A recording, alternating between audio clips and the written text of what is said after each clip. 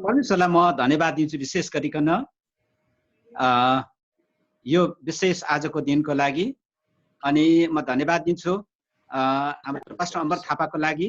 उहाँले मलाई यो अनलाइन संगतिको मार्फत यहाँहरूको माझमा परमेश्वर वचन राख्ने अवसर यहाँले दिनुभयो। अनि प्रभुलाई म धन्यवाद दिन्छु। आजको समय यहाँ सिक्किममा भएको म अनि मेरो परिवार पनि यहाँहरूसँग अनलाइन मार्फत यो आजको संगतिमा एकसाथ हुन पाएको छौँ। परमेश्वरलाई महिमा भएको होस्। हुन्छ, यहाँले मलाई जुन वचनको लागि समय दिनुभएको छ, म यति बेला परमेश्वरको वचन यहाँहरूको सामनेमा राख्न लागेको छु। आशा गर्छु निश्चय तपाईँ यहाँहरू सबै सुन्नेहरू जहाँ जहाँबाट पनि सुनिराख्नु भएको छ, परमेश्वरले नयाँ ताजा आशिषहरू यहाँलाई दिनुहुनेछ। आज म तपाईँहरूको माझमा परमेश्वरको पवित्र वचन बन्द बगैँचा भन्ने शीर्षकमा श्रेष्ठ गीतको किताबको 4 अध्यायको 12 देखि लिएर 15 पदसम्म पढेर केही समय सेयर गर्नेछु। परमेश्वरले निश्चय हामीलाई यस वचनबाट आशीष दिनुहुनेछ। यहाँले मसँगै खोल्न सक्नुहुनेछ बाइबलमा श्रेष्ठ गीतको किताबको 4 अध्यायको 12 देखि 15 पदसम्म। मेरी बहिनी मेरी दुल्ही बन्द गरेर ढोका लागेको बगैँचा जस्तै छिन्। बन्द गरेर ढोका लागेको बन्द गरेको कुरा जस्तै छिन्। तिम्रा दुई गाला दारिमका बगैँचा जस्तै छन्। दुर्लभ फलहरूले भरिएको बगैँचा, मेहदी र जटामसीको बगैँचा। जटामसी, केसर, उखु र सिन्कौली, सब किसिमका धूप हुने रुखहरू, मुर्रा र घिउ कुमारी र सबै किसिमका असल असल मसालाहरूले भरिएको बगैँचा। मेरो बगैँचाको फोहरा बगिरहने पानीको मूल, लबालनबाट झर्ने स्रोत। आमेन। आउनु सानो प्रार्थना गर्छु। प्रभु तपाईँलाई धन्यवाद। श्रेष्ठ गीतको किताब 4 अध्यायको 12 देखि 15 पदसम्म मैले पढेको छु। यो तपाईँको वचन हो। प्रार्थना गर्छु यस वचनको गहिरो र रहस्यमय अर्थहरू खोलिदिनुहोस्। अनि प्रभु तपाईँको आफ्ना छोराछोरीसँग तपाईँ आफै बोल्नुहोस्। मलाई आफ्नो एउटा मुखपात्र मात्रै बनाउनुहोस् र तपाईँको वचन हरेकसँग बोल्नुहोस्। वचनबाट सबैलाई नयाँ आशले भरिदिनुहोस्। सबै कुराबाट महिमा तपाईँलाई पुगोस्। बिन्ती यीशु प्रभुको नाममा, आमेन। अनि अहिले मैले पढेको भाग यहाँले पनि निश्चय पढ्नुभयो। श्रेष्ठ गीतको किताब जुन चाहिँ छ, यो चाहिँ ख्रीष्ट यीशु र उहाँको मण्डलीको सम्बन्धलाई लिएर लेखिएको छ। यहाँनिर दुल्हा र दुल्हिनको बातचितहरू हामी श्रेष्ठ गीतको किताबको 1 अध्यायदेखि अन्तिम अध्यायसम्म पढ्न पाउँछौँ। अनि यति बेला घरि दुल्हा दुल्हीसँग बातचित गरेको बोलेको, घरि दुल्ही दुल्हासँग बोलेका कुराहरू हामी यहाँ भित्र पढ्न पाउँछौँ। र अहिले यति बेला चाहिँ दुल्हाले दुल्हीको विषयमा भन्दै गरेको कुरा मैले तपाईँको अगाडिपट्टि पढेँ। श्रेष्ठ गीतको किताब 4 अध्यायको 12 देखि 15 पदसम्म। अनि बन्द बगैँचा भन्ने शीर्षकमा मैले तपाईँको अघि परमेश्वरको वचन ल्याइरहेको छु। यो बगैँचा जुन चाहिँ छ, बगैँचाले चाहिँ यसको आत्मिक अर्थ चाहिँ ख्रीष्ट यीशुको मण्डली हो। अनि यहाँ मासतिर उनले दुल्हाले एकदमै सोझै सम्बोधन गरेको कुरा हामी पाउँछौँ, मेरी दुल्ही भनेर। र मण्डली चाहिँ ख्रीष्ट यीशुको दुल्ही हो भनेर पनि हामी सबैलाई थाहा छ। अनि यो बगैँचा जुन चाहिँ छ, यो बगैँचा चाहिँ ख्रीष्ट यीशुको मण्डलीको प्रतीक हो। अनि यो बगैँचा अथवा परमेश्वरको मण्डली जुन चाहिँ छ, यहाँ भित्र चाहिँ यति बिघ्न असल कुराहरू छन्, यति बिघ्न फाइदा पुर्याउने कुराहरू, आशिषमय कुराहरू छन्, जो यहाँभित्र अहिले एक एकवटा पढ्ने धेरै समय लाग्छ। तर म तपाईँलाई सरसरी केही कुराहरू बताउँछु। यो बगैँचाभित्र चाहिँ किसिम किसिमका फलहरू छन् भनेको छ। अनि दुर्लभ फलहरू भनिएको छ। दुर्लभ भनेको चाहिँ जतासुकै नपाइने, एकदम रेयर, कतै कतै मात्रै पाइने। दुर्लभ भनेको यस्तो। र यस्तो खालको फलहरू पनि यही बगैँचाभित्र अथवा यो मण्डलीभित्र, परमेश्वरको मण्डलीभित्र छ भनेको छ। अनि दुल्हीको गाला, दुई गालालाई दारिमको बगैँचासँग तुलना गरिएको छ। अथवा दुई गाला भनेपछि चाहिँ हामी अनुहारले बुझ्छौँ। त परमेश्वरले मण्डलीलाई चाहिँ दारिमको बगैँचासँग पनि तुलना गरेको हामी भेट्छौँ। अनि दारिम चाहिँ यस्तो फल हो जो चाहिँ अत्यन्तै लाभदायक फल हो। मिठो पनि, स्वादिलो पनि हुन्छ। अनि यसले शरीरमा ताकत पनि दिन्छ, कमजोरीलाई बल ताकत पनि दिन्छ, खाना पनि रुचाउँछ, शरीरमा ब्लड पनि बढाउँछ। यसको थुप्रै थुप्रै गुणहरू छन्। फलहरू मध्ये एकदमै बेसी गुण भएको फल चाहिँ दारिम नै हो। अनि यो दारिमको बगैँचा नै हो यो मण्डली चाहिँ भनेको छ। बगैँचालाई यो बगैँचा अथवा परमेश्वरको मण्डलीलाई चाहिँ दारिमको बगैँचासँग पनि तुलना गरिएको छ। अनि अर्को कुरा यहाँ के पाउँछ भने जटामसीको बगैँचा, मेहदी र जटामसीको बगैँचा पनि भनेको छ। जटामसी भनेको चाहिँ यो चाहिँ सेन्टको कुरा हो, सुगन्धको कुरा हो। बाइबलमा हामी एक जग्गा पाउँछौँ, एकजना स्त्रीले जटामसीको बहुमूल्य अत्तर ल्याएर यीशु प्रभुलाई घसिदिएको कुरा छ, एकदमै जसले घरै मगमगायो। जटामसी भनेको चाहिँ एकदम सुगन्धित पदार्थलाई देखाउँछ, सुगन्धित उद्भिदलाई देखाउँछ। यो पनि यही बगैँचाभित्र अथवा मण्डलीभित्र, परमेश्वरको मण्डलीभित्र छन्। केशर भनेको चाहिँ रङ हो, यसले रङ बिरङ्गी कुरालाई देखाउँछ। उखु र सिन्कौली भनेको चाहिँ यो फलहरू हुन्। अनि हामीले हाम्रो जीवनमा हामी सधैँ प्रयोग गर्ने कुराहरू हुन्। सिन्कौली चाहिँ मसलामा विशेष गरिकन प्रयोग गरिन्छ, खानेकुराहरू स्वादिलो बनाउनको लागि। अनि त्यति मात्र यसको धेरै औषधिमा पनि उपयोग गरिने कुरा हो। अनि मुर्र र घिउकुमारी भनेको छ। मुर्र भनेको चाहिँ सुगन्धित पदार्थ हो। यो पनि यो मुर्र जुन चाहिँ छ एकदमै सुगन्धित चिज हो। अनि घिउकुमारी जुन चाहिँ छ, घिउकुमारी त अहिले जो एलोभेरा भनेर हामीलाई थाहा छ, एलोभेरा चाहिँ अहिले एकदमै विभिन्न विभिन्न प्रकारको प्रडक्टहरूमा मान्छेको घाउ चोटलाई निको पार्नेदेखि लिएर अनुहारको दागहरू मेटाउने कुरादेखि लिएर अरू विभिन्न प्रकारको मानिसहरूको शरीरमा रोगमा उपयोग गरिने एलोभेरालाई यसरी प्रयोग गरिन्छ, अथवा घिउकुमारी। र भनेको छ अझै किसिम किसिमको मसलाहरूले भरिएको बगैँचा भनेको छ। अनि यति विघ्न कुराहरूले भरिएको, यति विघ्न असल असल कुराहरूले भरिएको यो बगैँचा अथवा परमेश्वरको मण्डलीलाई यसरी देखाइएको छ। त्यति मात्रै होइन, यो बगैँचाभित्र 15 पदमा यसरी श्रेष्ठ गीत 4:15 छ, एकदमै बगिरहने पानीको फोहरा पनि छ यहाँ भनेर।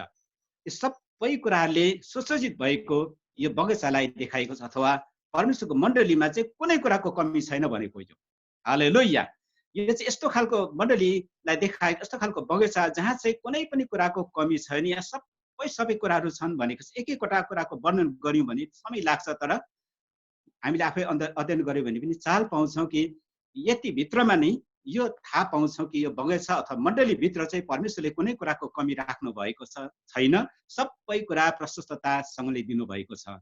बाहिर संसारमा नपाइने कुराहरू चाहिँ यही मण्डलीभित्र अथवा परमेश्वरको मण्डलीभित्र राखिएको छ। अनि अब यति धनी रहेछ मण्डली त, यति प्रशस्तताले भरेको छ परमेश्वरको मण्डली त।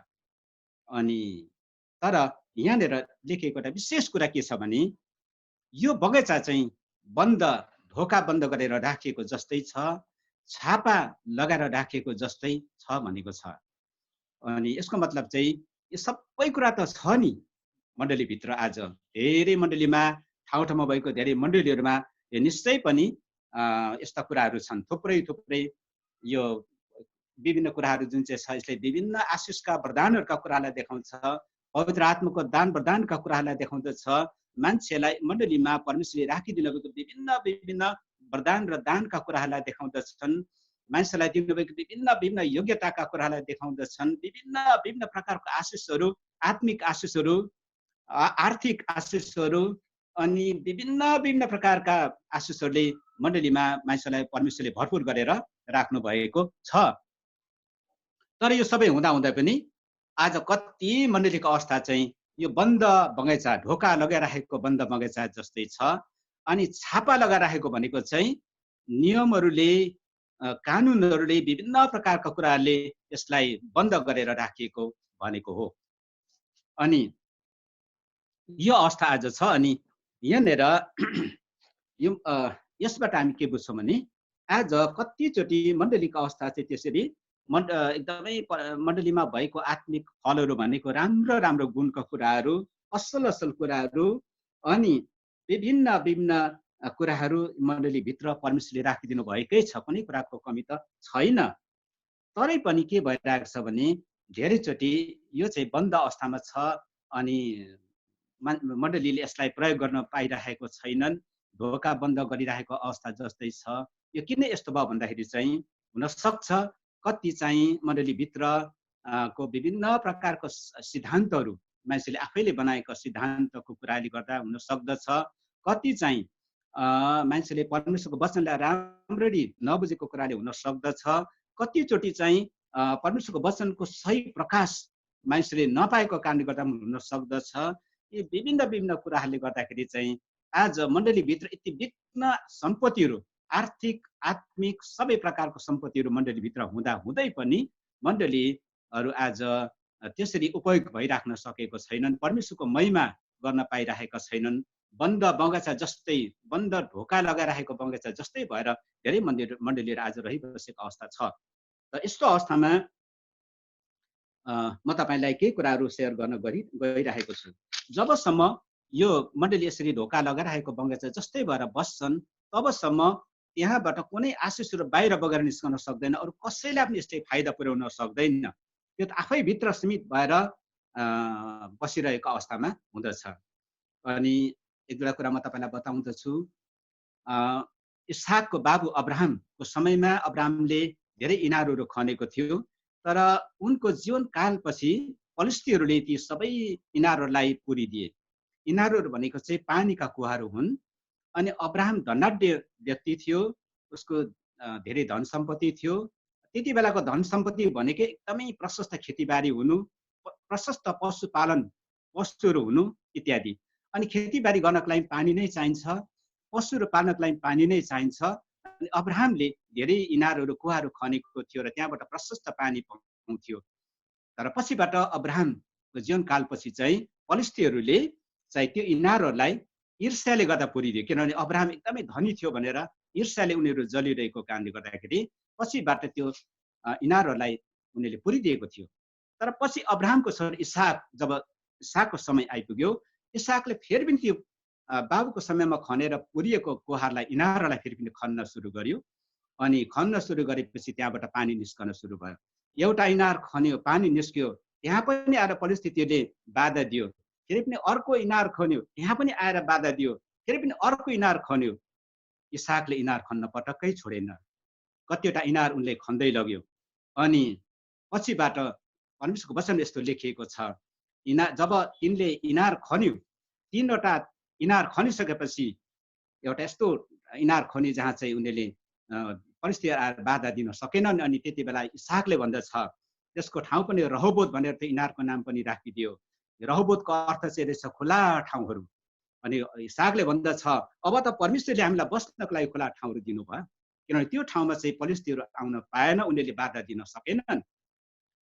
अगाडिको 2वटा कुवाहरू खन्दाखेरि बाधा दिए, उनीहरूले आफ्नो लागि उपभोग गर्न पाएनन्। तर तेस्रो कुवा खन्दाखेरि चाहिँ उनीहरू आउन सकेन, बाधा दिन सकेनन्। अनि इसहाकले भन्दछ, परमेश्वरले अब चाहिँ हामीलाई बस्ने ठाउँ दिनुभयो भनेर। अनि अब चाहिँ फल्दो फुल्दो हुनेछ भनेको छ। हेर्नुहोस् त, इनारले अथवा पानीको इनार खन्दाखेरि चाहिँ, पुरिएको इनारहरू यसरी खन्दाखेरि चाहिँ उसको जीवनमा उन्नति आउने भयो, इसहाकको जीवनमा उन्नति आउने भयो। किनभने अब उसको लागि प्रशस्त पानीको प्रबन्ध हुने भयो, खेतीबारी हुने भयो, सबै कुराहरू हुने भयो। अनि इसहाकले भनेको छ, अब चाहिँ हामीहरू फल्दो फुल्दो हुनेछौँ। अनि त्यस पछाडि परमेश्वरले इसहाकलाई दर्शन दिएर इसहाकसँग बोल्नु भएको छ, अनि आशिषका ठुला ठुला प्रतिज्ञाहरू पनि गर्नुभएको छ। र एउटा विशेष कुरा म यहाँ तपाईँको अब ध्यानमा ल्याउन चाहन्छु, त्यो चाहिँ के हो भने, त्यो इनार, तेस्रो इनार खन्दाखेरि त्यसको नाम रहोबोत इसहाकले राखे, र रहोबोतको अर्थ चाहिँ खुला ठाउँहरू भनेको छ।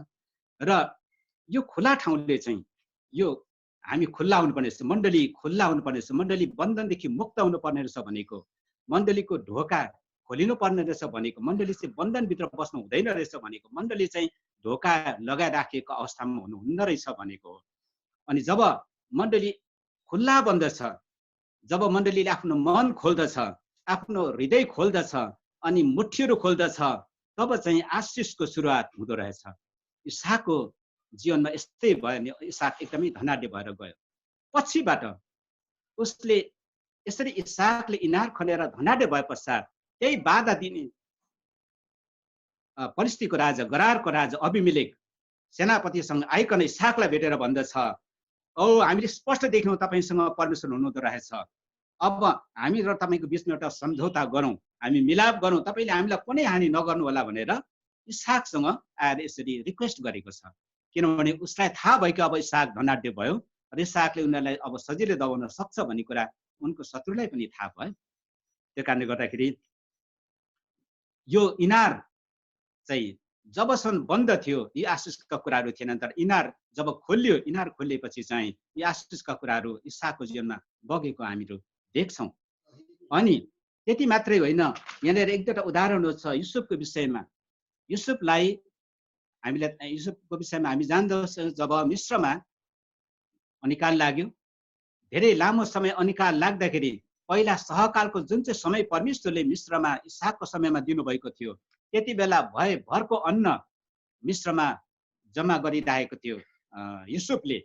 अनि पछिबाट जसै अनिकालको समय आयो, अनिकालको समय आएपछि लेखिएको छ जसै अनिकालको सुरुवात भयो मिस्र लगायत सारा विश्वमा, त्यति बेला युसुफले अन्नका सबै भन्सारहरू खोलिदियो भनेको छ। सबै भण्डारहरू जो पहिला स्टोर गरिरहेको थियो, जम्मा गरिरहेको थियो, सबै भण्डारहरू खोलिदियो। अनि यसरी भण्डार खोलेपछि चाहिँ मानिसहरूको खाँचो पुरा भयो। अनि यसरी के पाउँछ भने जहाँ खोलिन्दछ त्यहाँ चाहिँ आशिषहरू बग्दो रहेछ, त्यहाँ उन्नति हुँदो रहेछ, मानिसहरूको खाँचो पुरा हुँदो रहेछ भनेको हो। अनि यो बन्द बगैँचा श्रेष्ठ गीतको किताब 4 अध्यायको 12देखि 15 पदसम्म अहिले मैले जुन चाहिँ पढेँ, यो बगैँचा जो परमेश्वरको मण्डली हो, ख्रीष्ट यीशुको मण्डली हो। अनि यहाँ चाहिँ सबै कुराको आशिषले परमेश्वरले परिपूर्ण गरिकन राख्नु भएको छ। यहाँ कुनै कुराको घटी कमी छैनन्। यहाँ धेरै आत्मिक आशिषहरू छ। मण्डलीमा वरदानका कुराहरू छन्, दान वरदानका कुराहरू छन्, पवित्र आत्माको विभिन्न वरदानका कुराहरू पनि मण्डलीले अनुभव गरिरहेका कुराहरू छन्। तर पनि त्यसलाई सही प्रकारले प्रयोग गर्न सकिरहेका छैनन्, किनभने मण्डलीभित्र त्यसै सिद्धान्तको अनि विभिन्न प्रकारको बन्धनहरू बाधाका कुराहरू पनि छन्। त्यो कारणले गर्दा एकदमै स्वतन्त्र प्रकारले मण्डलीले यस वरदानलाई प्रयोग गर्न सकिरहेका पनि छैनन्। अर्को कुरा यही अध्यायभित्र, यही वचनहरूभित्र, यही पदहरूभित्र हामी पाउँछौँ यो मण्डलीमा कुनै कुराको कमी छैन, सबै कुराको प्रशस्तता छ। अथवा यसलाई अर्को शब्दमा भन्नु पर्दाखेरि चाहिँ यो चाहिँ सम्पन्न छ भनेको मण्डली चाहिँ। यसरी सम्पन्न भएको अवस्थामा मण्डली तर बन्धनभित्र रहनु चाहिँ आफै भित्र सीमित भएर बस्नु हो, अरूको लागि प्रयोग नहुनु हो। अनि आज म तपाईँलाई यसबाट केही कुरा सेयर गर्न गइरहेको छु। यहाँनिर श्रेष्ठ गीतको किताब 4 अध्यायको 16 पदमा म तपाईँलाई देखाउँदैछु। हे उत्तर बतास जाग, हे दक्षिण बतास आइज, त्यसको सुगन्ध चारैतिर फैलिन मेरो बगैँचामा बह र मेरा प्रियले आफ्नो बगैँचामा आएर त्यसका दुर्लभ फलहरू खाएर भोग गरून्। हेर्नुहोस् त, यो चाहिँ दुलहीको कुरा हो। अलिक मासतिर चाहिँ दुल्हाले भनेको कुरा हामीले पढ्यौँ 15 पदसम्म। 16 पदमा चाहिँ दुल्हाको कुरा छ यहाँनिर। अनि यहाँनिर दुलहीको कुरा छ।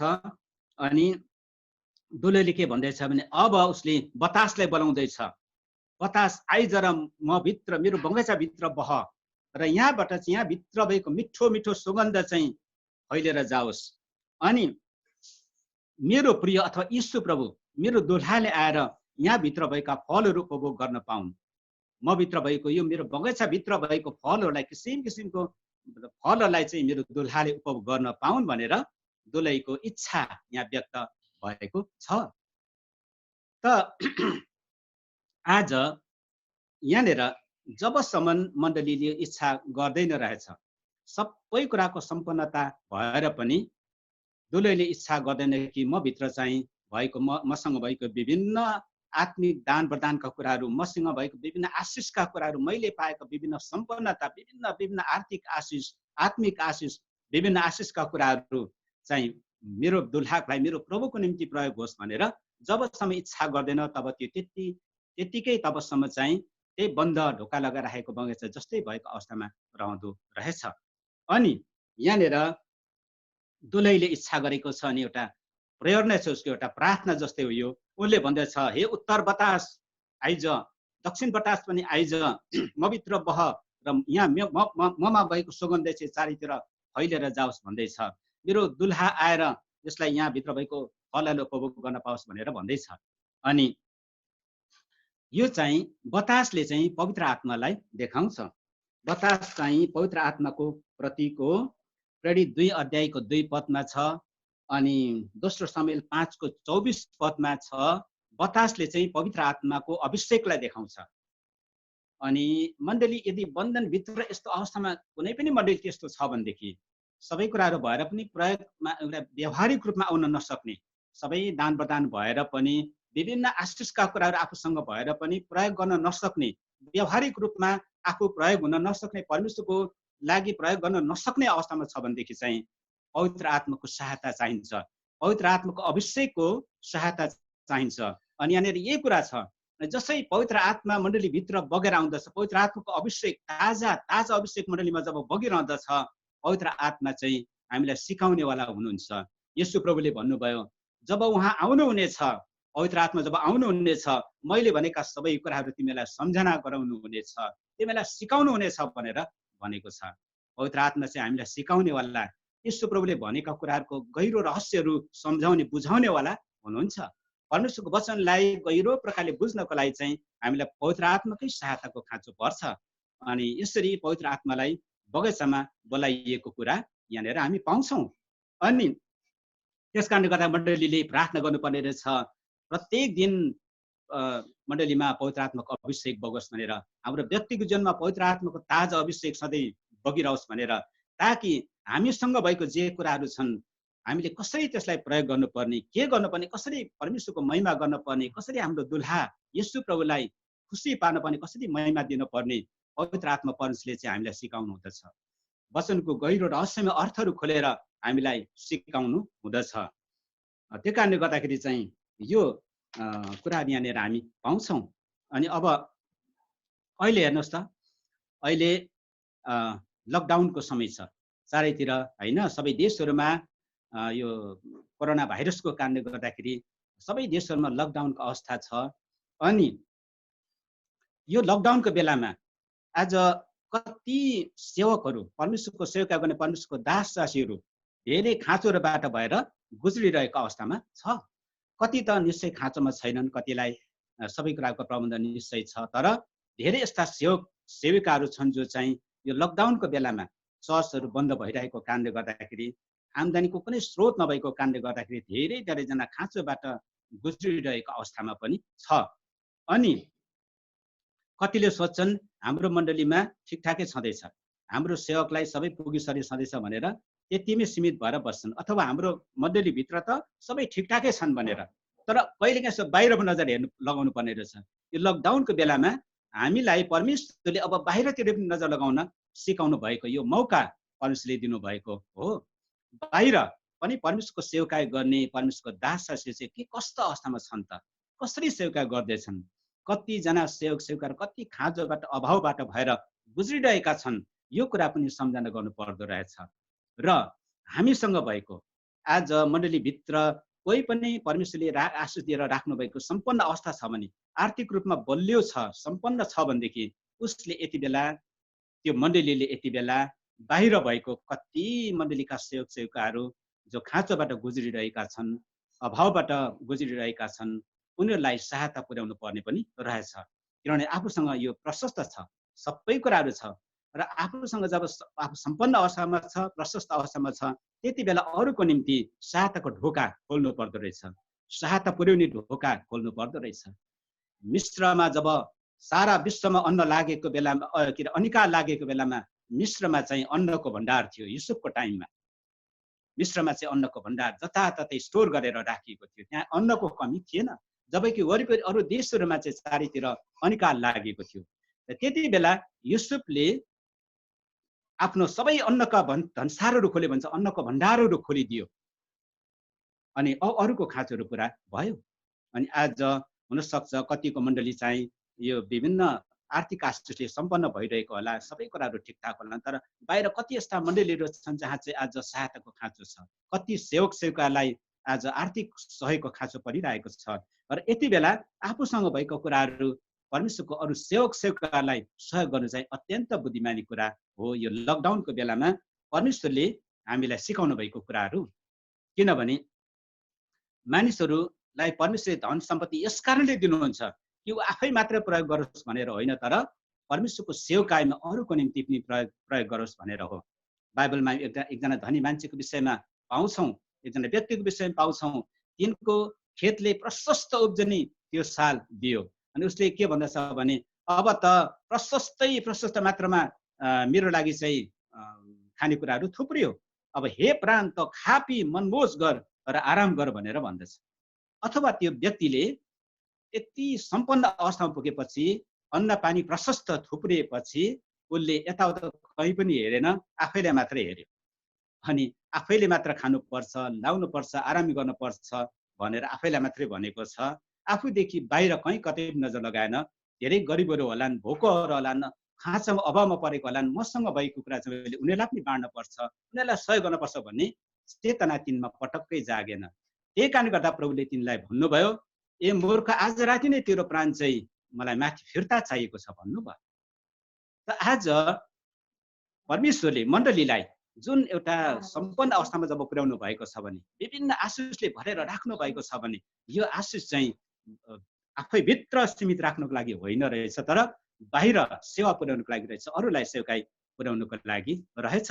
अनि यहाँनिर मत्तीको 25 अध्यायमा यीशु प्रभुले भन्नुभयो, मत्तीको 25 अध्यायमा म एउटा पद मात्रै पढ्दैछु। यहाँनिर मत्ती 25 अध्यायमा एउटा भाग म पढ्दैछु। तब राजाले तिनीहरूलाई जवाब दिएर भन्नेछन्, म तिमीलाई साँच्चै भन्दछु, तिमीहरूले यी मेरा भाइहरू मध्ये सबैभन्दा सानो एउटालाई जे जति गर्यो त्यो तिमीले मलाई नै गर्यो।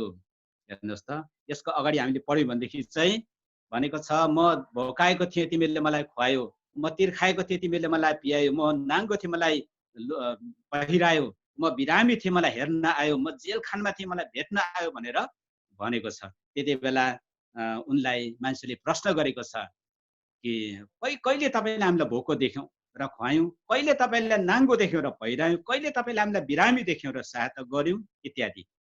त्यति बेला यीशु प्रभुले तिनीहरूलाई जवाब दिनुभएको कुरा मत्ती 25को 40मा छ।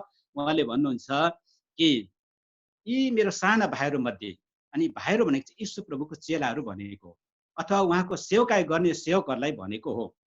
यी मेरा भाइहरू मध्ये साना भाइलाई पनि कुनैलाई पनि तिमीहरूले जे गर्यौ मलाई नै गर्यौ, अथवा यिनीहरूलाई जसलाई खुवायौ मलाई खुवायौ भनेको, यिनीहरूलाई जसलाई सहायता पर्यो त्यो मलाई नै सहायता गर्यो भनेको हो।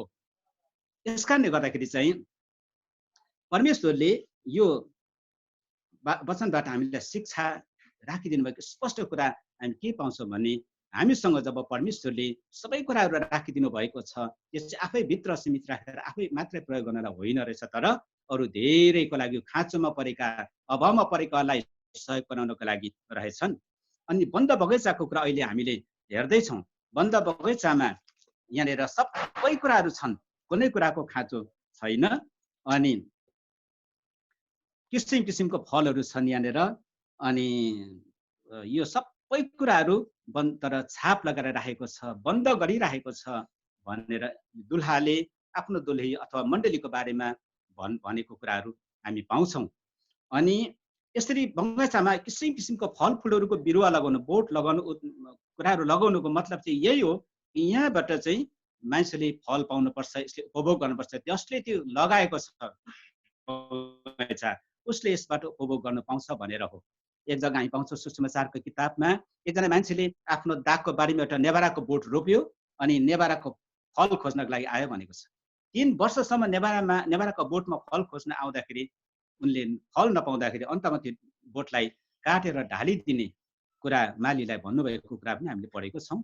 अथवा कसैले पनि आफ्नो बारीमा कुनै पनि फलफुलको वृक्ष लगाउँछ भने त्यो चाहिँ त्यसबाट उसले पाउनुपर्छ भनेर हो, केही उसले फल पाउनुपर्छ भनेर हो। अनि परमेश्वरले मण्डली जुन चाहिँ छ, परमेश्वरको मण्डलीमा चाहिँ यसरी किसिम किसिमका कुराहरू जब राखिदिनु भएको छ, सबै कुराले सम्पन्न पार्नु भएको छ, अब यसको उद्देश्य चाहिँ के हो भने यसबाट चाहिँ हामीले परमेश्वरको सेवा गर्नुपर्छ भनेर हो, परमेश्वरको महिमा गर्नुपर्छ भनेर हो। अनि यो जुन वरदानको कुरा छ यसलाई आत्मिक रूपमा हेऱ्यो भने विभिन्न वरदानको कुराहरू छन्। हामीले पाएको, मण्डलीले पाएको विभिन्न विभिन्न दान वरदानहरूले परमेश्वरको सेवा गर्नुपर्छ भनेर हो।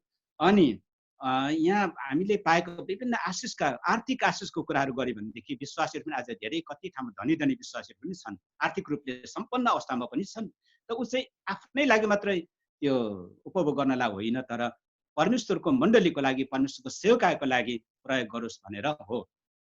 हामीलाई थाहा छ कुनै पनि फल आफैले खानको लागि फल्दैनन्, कुनै फल आफ्नै लागि फल्दैनन्, तर अरूलाई खुवाउनको लागि नै त्यो फल फलेको हुन्छ। कुनै पनि सेन्ट, कुनै पनि सुगन्ध आफ्नै लागि होइन, तर अरूलाई सुगन्धित बनाउनलाई, अरूलाई त्यसले प्रभावित बनाउन, सुगन्धित बनाउनको लागि नै सेन्ट तयारी गरिएको हुन्छ। र यो बगैँचाभित्र किसिम किसिमको फलहरू राखिएको छ। यस कारणले गर्दा यसले चाहिँ अरूलाई फाइदा पुगोस् भनेर सुगन्ध राखिएको छ, ताकि अरूलाई फाइदा पुगोस् भनेर हो। अनि यहाँनिर यही कुरा बडा विशेष कुरा म आज परमेश्वरको वचनबाट तपाईँको अगाडि राख्न गइरहेको छु। परमेश्वरले मण्डलीमा चाहिँ कुनै कुराको घटी राख्नु भएको छैन। सबै कुराको सम्पन्नता परमेश्वरले मण्डलीमा राख्नु भएको छ। तर मण्डलीले चाहिँ आज यस कुरालाई थाहा पाएर हामी त कमजोर छैनौँ, हामी मण्डली चाहिँ कमजोर छैन रहेछौँ, हामी रित्तो छैन रहेछौँ, तर परमेश्वरले हामीलाई सबै कुराको भरपुरी दिएर राख्नु भएको रहेछ भन्ने कुरा बुझ्नु पर्यो। अनि अर्को कुरा चाहिँ आफूसँग भएको कुरा चाहिँ परमेश्वरको सेवकाको लागि, परमेश्वरको महिमाको लागि प्रयोग गर्नुपर्ने रहेछ।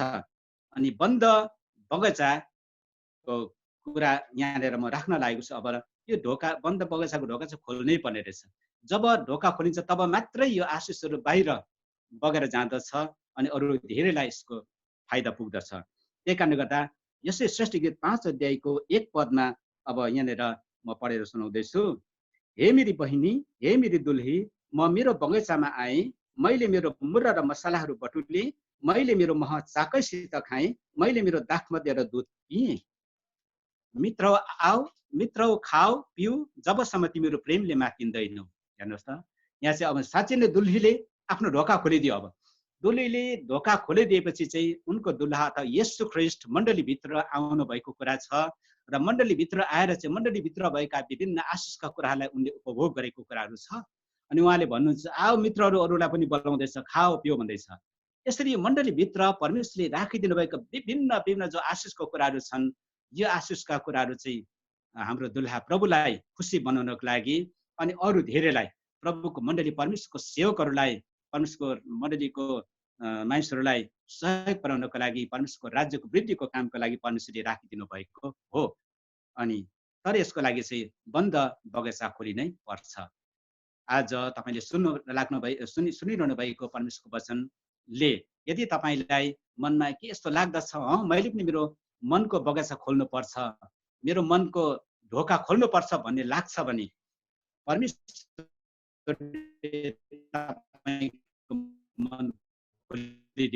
परमेश्वरले के खोल्छौँ त्यति बेला परमेश्वरले हाम्रो लागि ठुलो आशिषका कुरा ल्याउनुहुन्छ। इसाकले इनार खन्यो, इनार खनेपछि उसको लागि मात्र त धेरैको लागि त्यसले पानी पुर्याउने भयो। अनि इसाकको जीवनमा त्यसको ठुलो प्रतिफल आयो, ठुलो आशिष आयो। आज कसैले पनि आफ्नो मन, आफ्नो मुट्ठी परमेश्वरको सेवकाको लागि खोल्दछ, परमेश्वरको महिमाको लागि खोल्दछ भने ऊ आफैले पनि आशिष पाउँदछ अनि अरूलाई पनि धेरै आशिष पुग्दछ। अनि यो बन्द बगैँचा चाहिँ त्यो मण्डलीको एउटा उदाहरण हो, जुन मण्डलीमा सबै कुराहरू भएर पनि तर यो प्रयोगमा आइरहेका छैनन्। अनि आज यो लकडाउनको बेला चाहिँ यति बेला मण्डलीको लागि ठुलो चुनौती छ। यही बेला हो मण्डलीले साँचो प्रकारले परमेश्वरको सेवा गर्नुपर्ने, आफूसँग भएको दान वरदानका कुरालाई, आफूसँग भएको आशिषका कुरालाई परमेश्वरको सेवकाको लागि, परमेश्वरको महिमाको लागि प्रयोग गर्ने समयहरू परमेश्वरले यही बेला राखिदिनु भएको छ। आमेन। परमेश्वरले सबैलाई आशीष दिएको हुन्। आमेन। परमेश्वरले हामी सबैलाई आशीष दिएको हुन्। आमेन।